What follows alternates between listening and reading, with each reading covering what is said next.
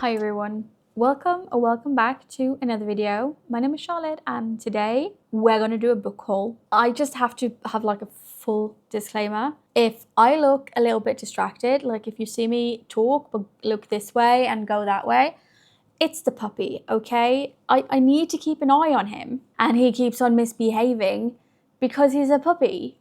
So if I look a little bit, it's not you, okay? It's the puppy. Book haul. Usually, I have like 3 times a year where I get like a load of books. One is my birthday. Then I have, usually around this time during the summer, I go and collect books that I've been thinking about, but they're not, I don't need them straight away. I don't need to read them when they come out. Maybe they've been out for a while and I just realized that I like the author, or I just heard about the book because I'm sometimes I'm late, so it happens. And then I usually ask for some books for Christmas. So like that's like my 3 big hauls, if you want to call them, during the year. And then like when the next book in the Rose Hill series comes out, I'm gonna get it on release day because I want to read it, and so on and so forth. The books that I really do love, I do get them when they're just released. Otherwise, I usually try and sprinkle them out throughout the year if I don't need them like straight away. So the first ones that I got the entire Camera Chemistry series by Chelsea Curto. It's Love Through a Lens. The first one, at least I know, is they take pictures of strangers and that's how it builds. I haven't read that much about the story. The reason I got this series is because I love the DC Star series and I couldn't not get it. Also, I think she self-published everything, which also makes me want to buy it a little bit more because I know, I want to support her because I love her writing. I love everything she does. The DC Star series is my favorite. So I just got, Love Through a Lens without even thinking twice about it. I just got it. And talking about Miss Curto, I don't know how I'm pronouncing it correctly. Talking about Chelsea, I also got the entire DC Stars series as paperbacks. I read them on my Kindle, but I think the covers are just super pretty. So I decided that I was gonna also get them physical copies and put them on my shelf and display them because I love these covers. I only got one of them. Why? I don't know. Why they sent me the second book first, also don't know. But I don't care because I've already read them. So these are just, to look pretty. Nothing more. They're just to look pretty. And pretty they are. If you don't know what the DC Star series is, it is about a hockey team and they're called the DC Stars. Like that's the name of the hockey team. It follows couples. So the first one is Maverick and Emerson, and then you have Liam and Piper. Then you have Hudson and Madeline, and the last one is Riley and I can't remember her name. Oh my god, and it's my favorite one. What's her name? Oh yeah, the last one is about Riley and it is about Lexi. But yeah, I'm gonna put them on the shelf. If I remember, I'm gonna put it on Instagram when I get every single one of them. But I might also forget because I have ADHD and I say I'm gonna do something and then I forget and then I remember half a year later. That happens. It happens. I also got the 2 next books in the Vancouver Storm series, and you can see a theme here. I like hockey apparently very much. Hockey is, I don't know, I don't watch hockey, but apparently it's my life. I love hockey. Hockey is my favorite sport. This is the second book in the series. The first one is called Behind the Net. This one is The Fake Out. This one is Fake Dating. You do meet both of these characters in the first book. And even in the first book, they have fantastic banter. You already know that they know each other because they went to high school together. You learn a little bit about her history, but you're probably going to learn more about his history in this one. And I love the first one. So I'm hoping this one is also going to be very good. And then this is the third one, and this is Friends to Lovers. You do meet him in the first book. I'm guessing you're also going to meet him in the second book, but I can't remember that we met her. But I'm guessing she's going to be introduced in the second book as well, or maybe not. What do I know? But yeah, this one is Friends to Lovers. He's her dating coach. So, he's the wingman. That's the thing with these hauls. I get the books, but because I didn't get them like when they came out, like they were just books that would be fun to read at some point, they usually end up in the back burner as well. But when I got the urge to read them, if I don't have them on hand, I don't read them. So I need to have them handy. And then we're going to go over to Penelope Douglas. This is Five Brothers. If you think the cover looks a little bit different than what you're used to, it's because it's the UK cover. The American cover is a little bit different. This is Penelope Douglas. And did she have one book that I really enjoyed? Yes, she did. Does she also have one book that I DNF'd? Also yes. So, yay. This one, like I said, it's called Five Brothers. Can you guess why? Can you guess why? Let me read you what it says on the back. Maybe I shouldn't because I cannot pronounce the first name. Macon? Is it Macon? Is it Mason? I call him Macroon. That's what I've been calling him in my head. So he's the oldest. I've never seen him smile. Army is a single dad with beautiful green eyes. Iron will be in prison soon. Dallas is the one I hate. Trace used to be mine. I need to go home, away from the swamp and these men. Get out of my swamp! Sorry, yeah. I'll leave tomorrow. I'll crash on the couch tonight. Everyone is asleep except for one. He sees me cry. I let him wrap his arms around my body and hold me. I don't think it was Trace, which means it was another brother. I don't know who, but I can't help but want him to hold me again. I have a feeling that she's gonna hold all the brothers to see if she can figure out which brother originally held her. Sounds like a story from Love Island. It sounds like a game from Love Island, actually. Like, put on a blindfold and kiss and rate each other afterwards. But yeah, I'm excited to read it. I know this one is a little bit, either people like it, people don't like it. I've even seen someone say that it wasn't enough smut in it. So I am excited to see if I feel the same. It's dark romance. I do expect there to be some weird shit. But I'm guessing the weird shit is that it's Five Brothers. But not at the same time, so I'm guessing it's fine. Maybe, I don't know. Are they? Oh, yeah, that would make it weird. Then we have One Golden Summer by Carly Fortune. This one, I can't remember anything about it while I sit here, but I remember when I did research about the books I wanted, this one stuck out. But I cannot for the life of me remember right now. Maybe because it's late, maybe because I'm a little bit tired, maybe because I forgot to take my medication today. Who knows? It could be all of the above. But this one is, I've never anticipated Charlie Forek, but Charlie changed my life. Good things happen at the lake. That's what Alice's grandmas always say. And it's true. It's when Alice took the photo, the one that captured her career. I think this one, is this the one where she's a photographer and she ends up going back to where she took the picture that kind of launched her career and meets him again. And she has a problem with people not seeing her for her. Which sounds like a celebrity problem if you ever ask me, but okay. Yeah, that probably didn't help you at all. But I got it and it's mine. Maybe I should read it so I figure out what it's about. Do you have those authors where you hear about them and the way people talk about them, you just get it in your head that you're like, oh, okay, this author, it's not for me. This isn't something that I think I would enjoy. Maybe because the way they describe it makes it sound like a genre you wouldn't usually enjoy or whatever.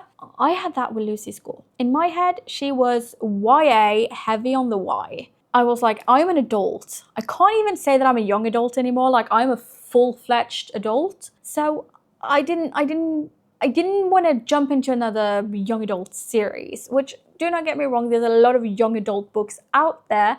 I just got it in my head that Lucy Score wasn't for me. Then I read My Life Story and I giggled and I had so much fun. I enjoyed it so much. But the internet was like, it's not as good as this one. And I was like, wait, it's not? Is this one better? Have I been sleeping on Lucy Score? So I needed to get it. I needed to get it. And this is Things We Never Got Over. This is about Naomi, and Naomi, I think she has an evil twin that, somehow, somewhere kind of leaves, like takes Naomi's cash, identity, whatever. I don't know if it's an identity theft. I don't know.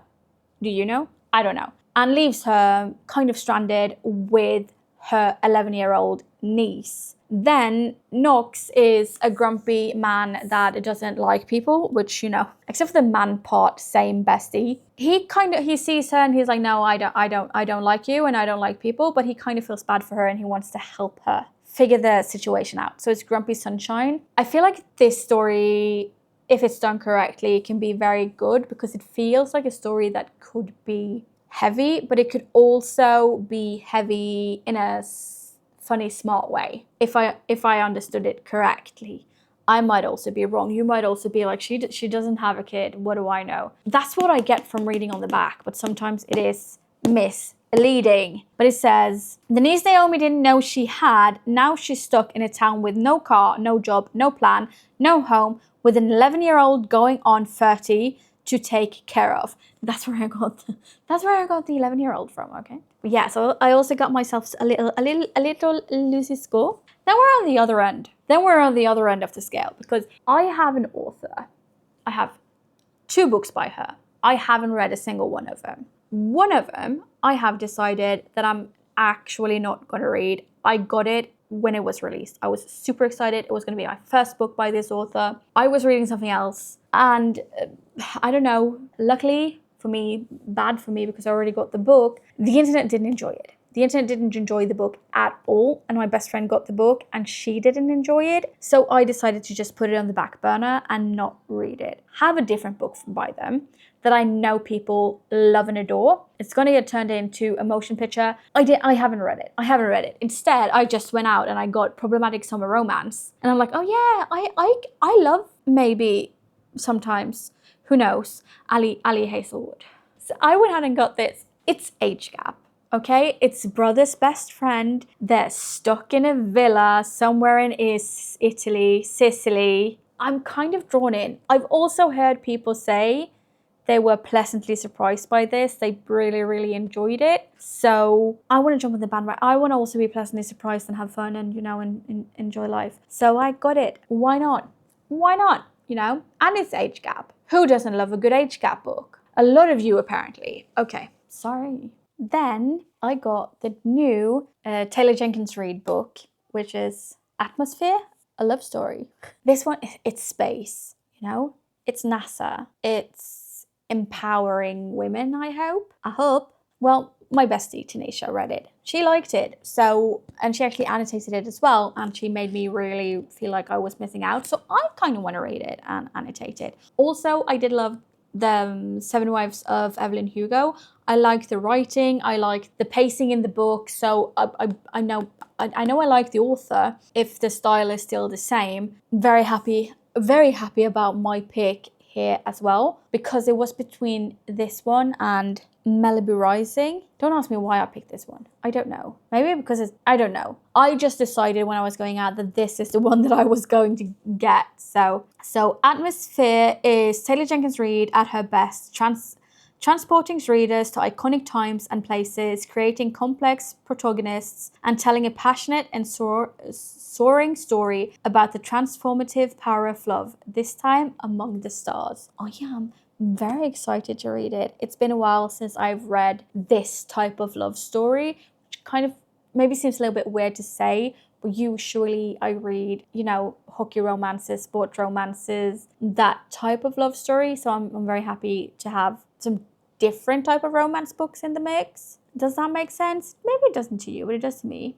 So yeah, I'm very excited to read it. I might actually annotate it. I might actually take a book at it, Tanisha. I won't take a book from you, Tanisha. I might actually take a page out of Tanisha's book and annotate it. That was what I was trying to say, but you know, words are stupid. And then we have an author that I kind of have, I want to say, a love-hate relationship with. Because the first time I read her books, I wasn't really into it. Then I read it again and I loved it. I loved it so much, and I've heard that the series just keeps on getting better. She has a standalone book she released earlier this year. I also got that one. And now she has released the first book in a new series. And this one is called Time of Your Life. And it's set in, it's set in the early 90s, I believe. It is. Wait, it is a series, right? Oh, now I'm wondering if I'm lying to you. There it is. Yeah, Time of Your Life, book 1. Yes, it is.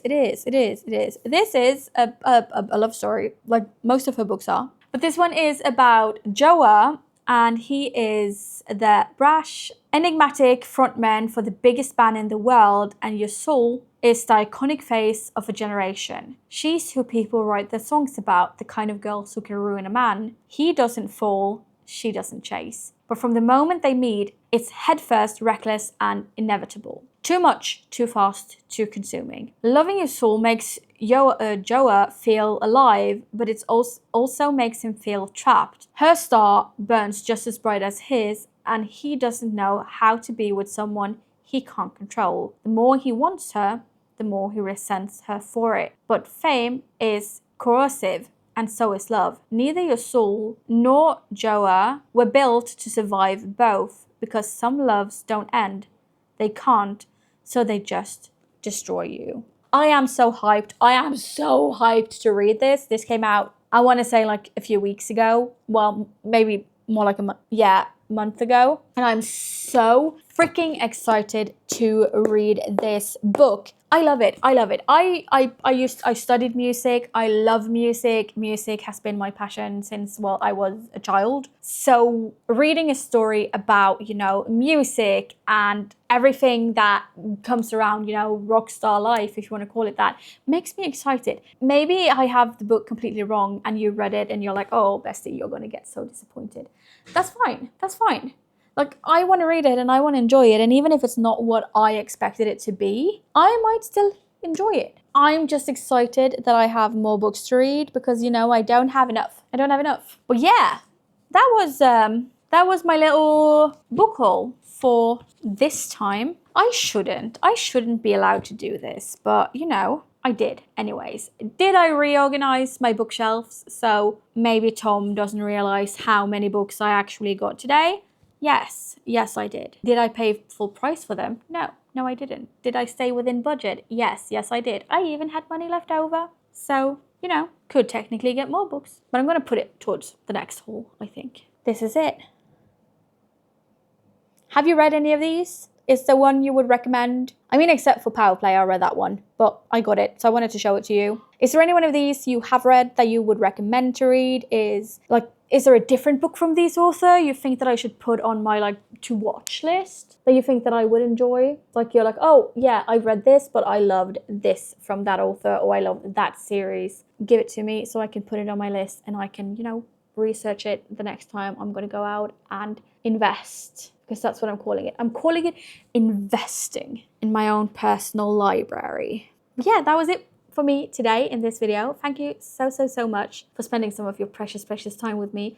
I really do appreciate it. And hopefully I will see you all in the next one. Bye-bye.